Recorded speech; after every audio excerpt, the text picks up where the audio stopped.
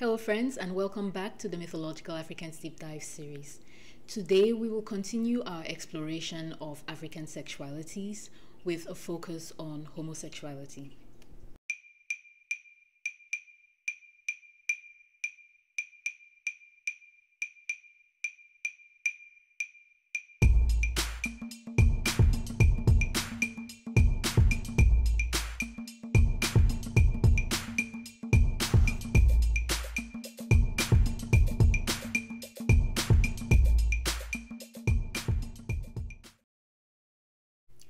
Homophobia, which is a culturally produced fear or prejudice towards people who are gay, lesbian, bisexual, transgender, etc., it's rampant on the African continent.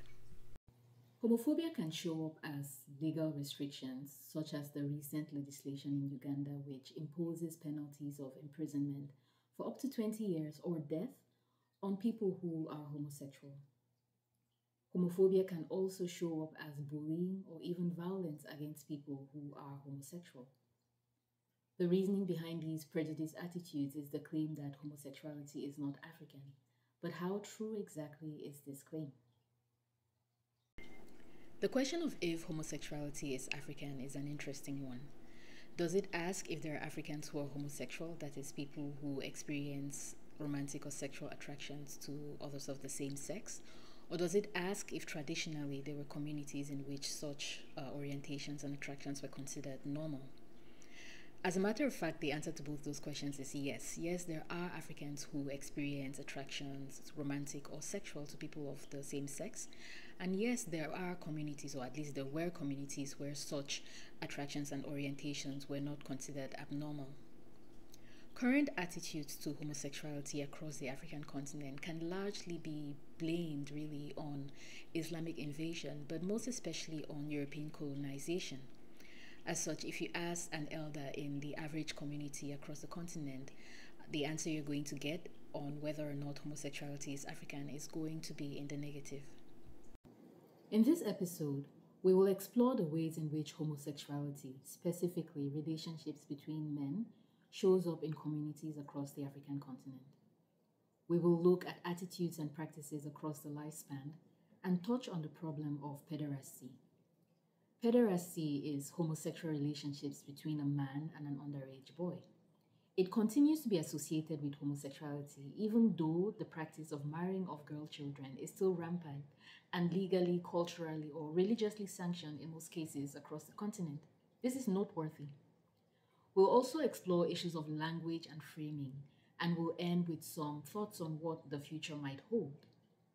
The goal of this episode is not to prove anything one way or another, but to interrogate statements which ignore history and refuse to give people who are homosexual the dignity and protections they deserve.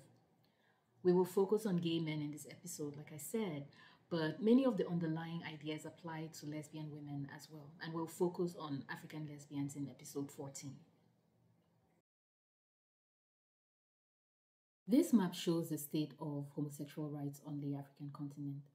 As you can see, for the most part, being homosexual is criminalized across most of the continent. This map shows a map of African countries, and initially what I was going to do was put a mark on every country where there has been a traditional historical occurrence of homosexual practices, activity, orientations. But then what I realized was that to do that would be to create a situation where if I wasn't able to find documented evidence per se, then it would create the impression that certain countries didn't have homosexual activity. But the reality is that in today's Africa, there are homosexual people in every single African country, and that is where we should be working from. It's worth keeping in mind that in most traditional African communities back in the day and even now, open discussion of sexual matters is considered gauche. It's not a thing that is done. So beyond obvious commentary on heterosexual activity which leads to visible pregnancy and children, you might not hear much about sex or sexuality, but absence of visible evidence doesn't always mean things don't exist. There have been lots of studies which have documented culture-specific terms that describe homosexual activity, people, and concepts. This is very noteworthy.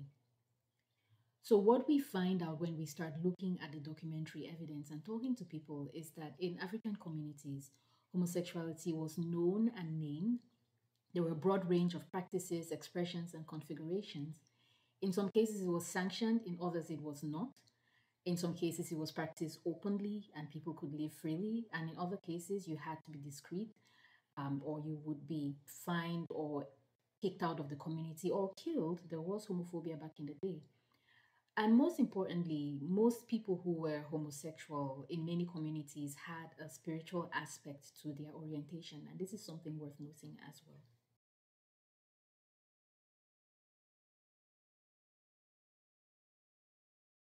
In episode 10, when we overviewed African sexualities, we talked about childhood sexual education. We talked about how it focused as much on gender roles as it did on the sexual act itself. And it usually involved open instructions, direct answers to questions, or play, which could be supervised or unsupervised, structured or unstructured. Parental figures or other authority figures sometimes would be the ones dispensing information. In other cases, the children amongst themselves will figure things out.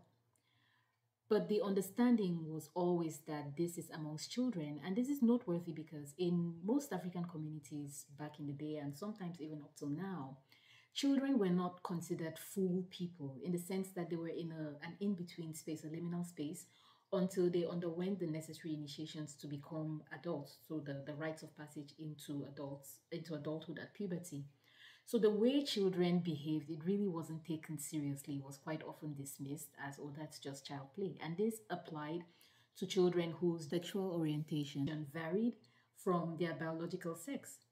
In some communities, they were just ignored, right? The expectation was that they would adjust when they went through their initiation rites and became adults. They would behave in the way that they were expected to behave.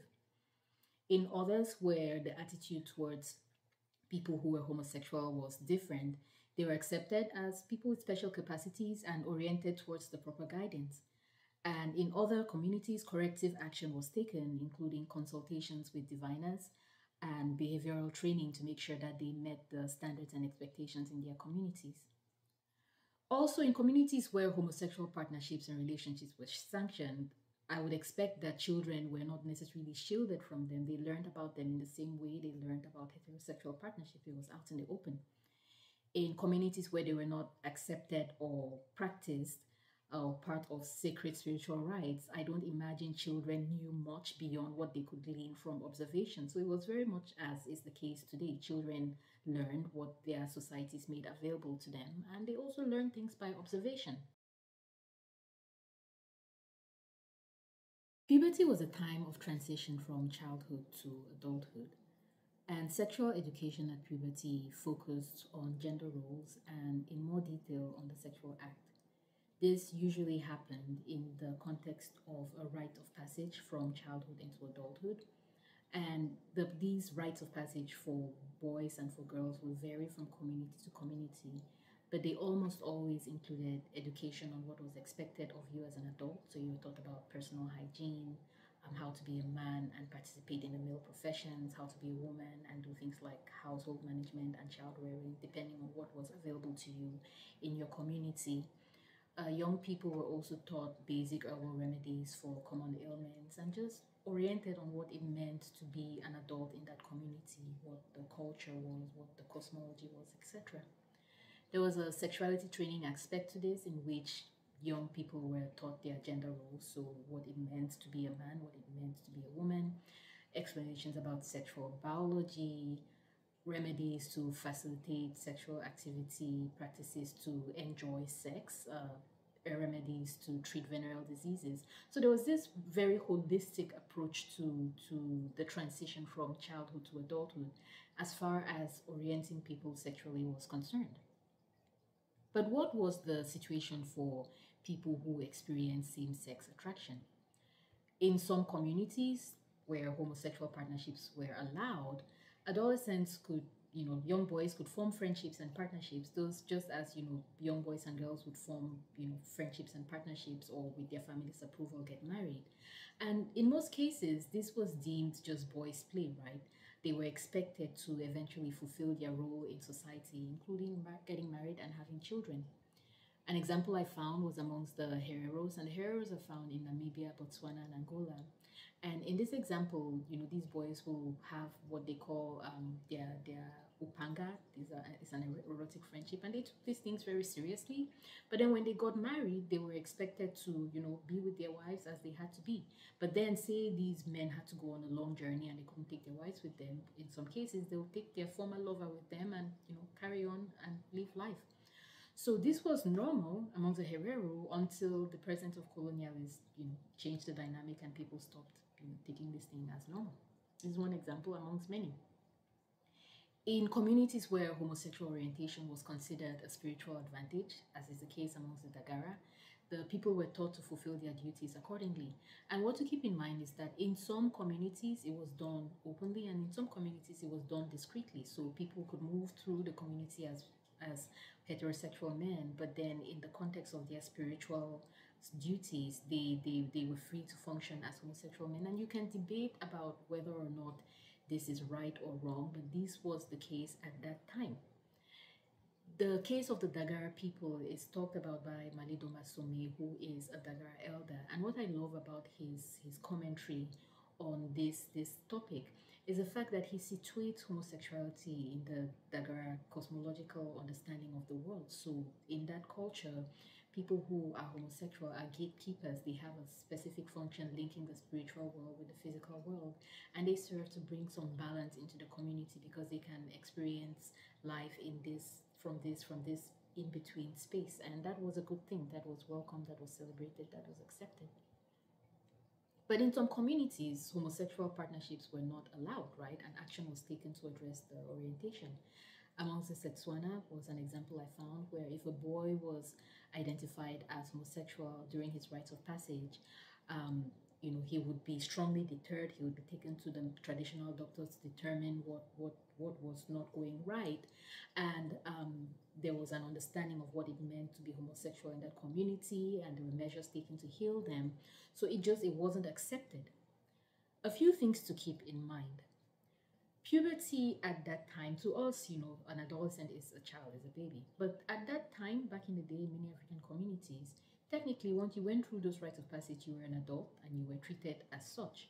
So we need to be careful about whatever judgment we make. They were not doing things to children. These children to us were adults in their eyes.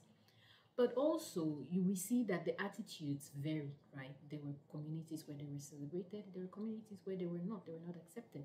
I actually read an example of a chief who would, kill people who he thought who he believes were homosexual in his community. So there was homophobia back in the day.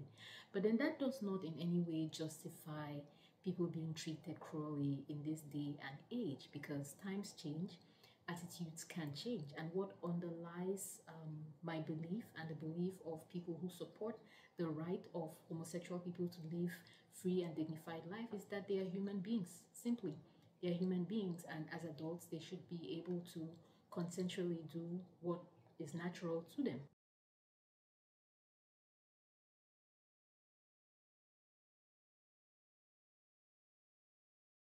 Whether we are looking at documentary evidence or just observing the communities around us, one thing we know for certain is that there is homosexual activity among adult men in current African communities.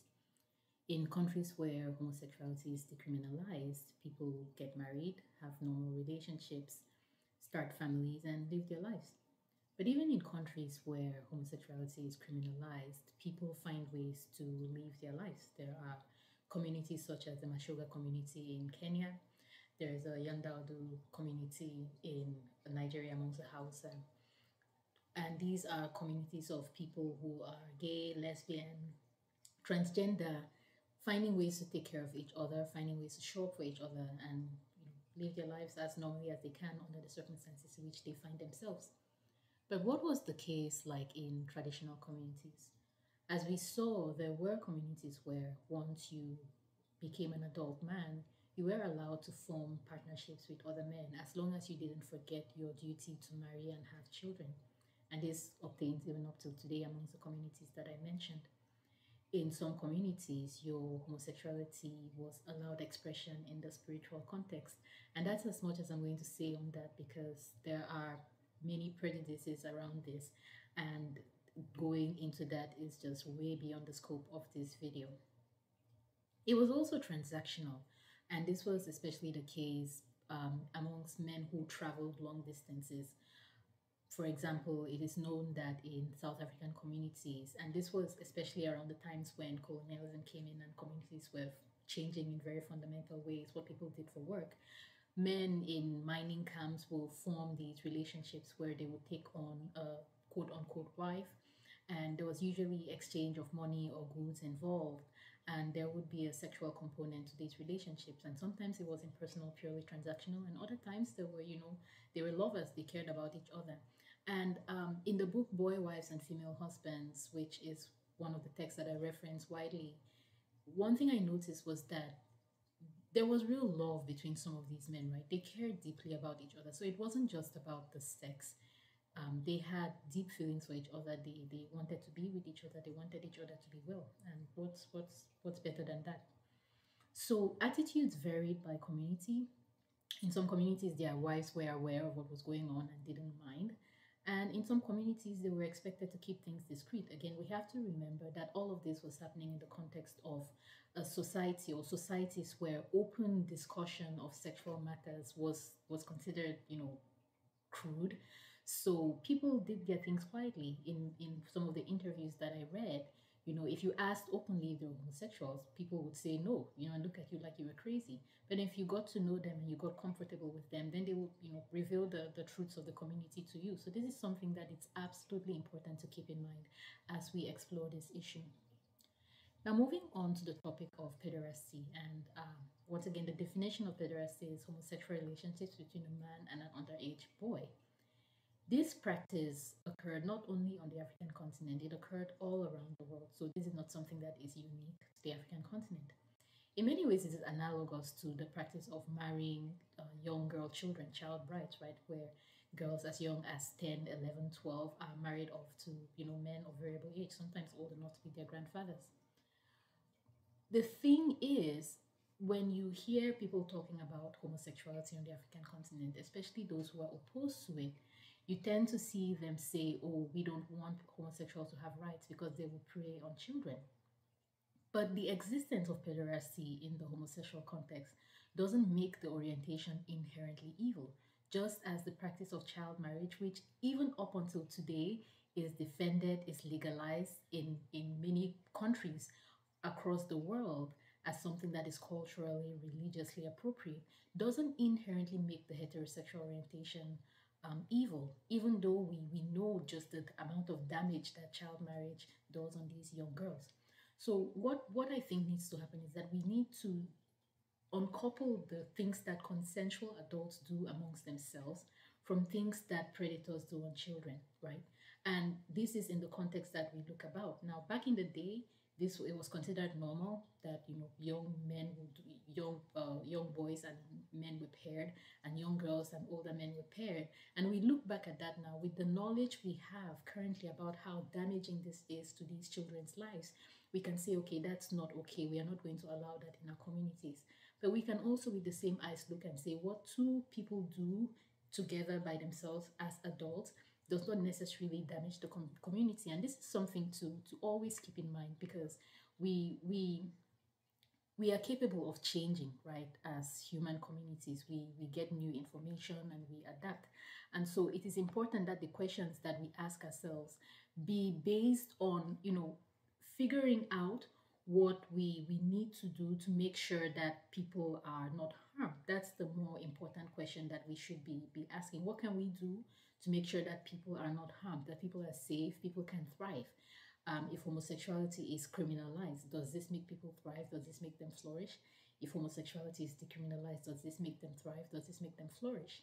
So attitudes vary, practices vary, but underlying all of that is the focus on the dignity of human beings, the rights that adults have to live their lives in ways that suit their natures and which are not necessarily affecting other people.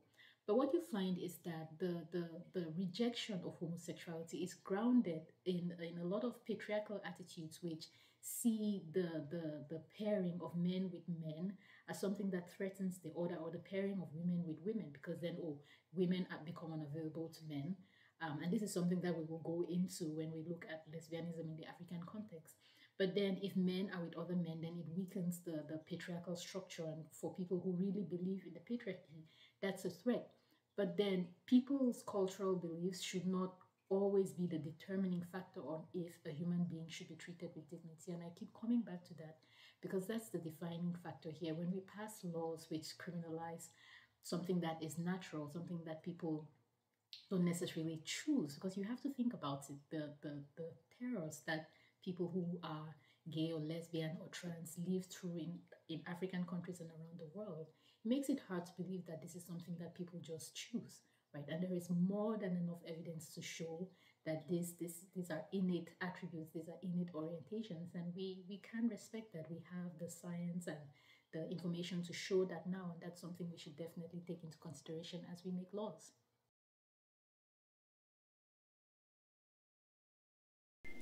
As we saw in earlier slides, and contrary to what some people might want you to believe, there have always been culture specific terms to describe people who are gay or lesbian or bisexual or transgender. And these terms have varied from community to community. They describe practices, they describe the orientation themselves, they describe the relationships. The issue is that with colonialism and all the changes that have happened recently, many of these terms have taken on a negative bias. So they are not just purely descriptive terms, they now carry a negative connotation, even though back in the day they didn't necessarily carry this negative connotation. What also happens is that because the internet has connected people on the African continent and around the world who are homosexual, gay, lesbian, bi, trans, there is a lexicon that is emerging describing the orientation and the experience of living in the world. And the question is, how much does this language, these norms, have to be grounded in what it has meant to be homosexual, to be a gay man in the past, for example? And that's something that is currently being worked out. What remains is that people who are homosexual deserve to be treated with dignity and respect, deserve to be protected by the law because they are humans and it is a basic human rights issue. And as we talked about before, just because something is a norm in a culture doesn't mean that becomes a standard that is used to judge everybody, because some people might choose to not be part of that culture so they can preserve their lives. So does that mean they deserve to die? So the language issue will continue to be important. And the beautiful thing is that with the internet now, we have ways to talk to each other. We have ways to connect with each other, to come to understand each other. I imagine that there are people who are not African who will watch this video and will get a sense of what the reality is, not just for African people in the present, but how it was in the past. And there are connections that will be made there. And hopefully this contributes to a better understanding and a better experience of what it means to be a gay man, to be a lesbian woman, to be bisexual, to be transgender. That is the point of all these efforts, right?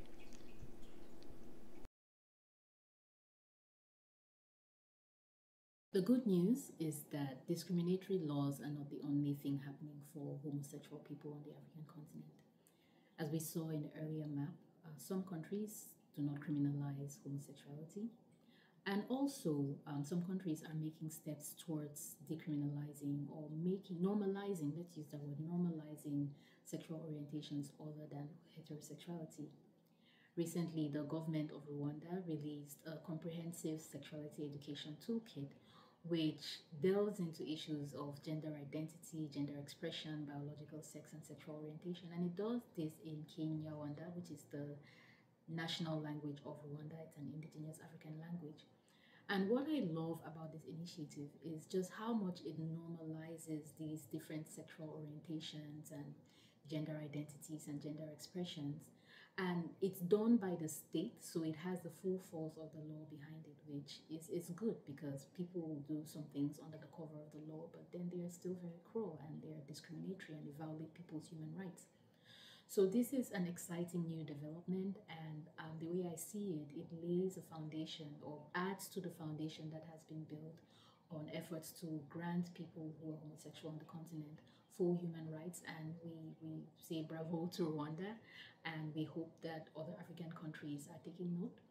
And we say this is encouraging for the homosexual community on the African continent, because it's evidence that the efforts are being seen, the efforts are being heard, and change is possible. Change is still possible.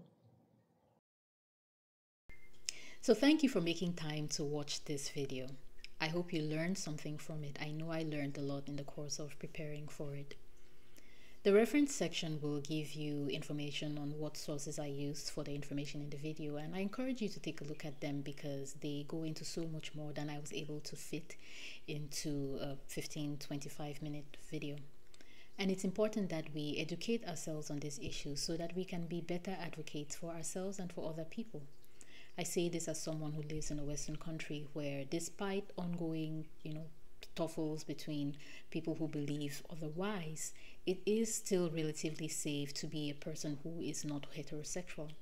So knowing what you need to know so you can be an effective advocate is of the utmost importance, and I hope that this video contributes something to that. Episode 14 will focus on lesbianism in the African continent, and I will see you then.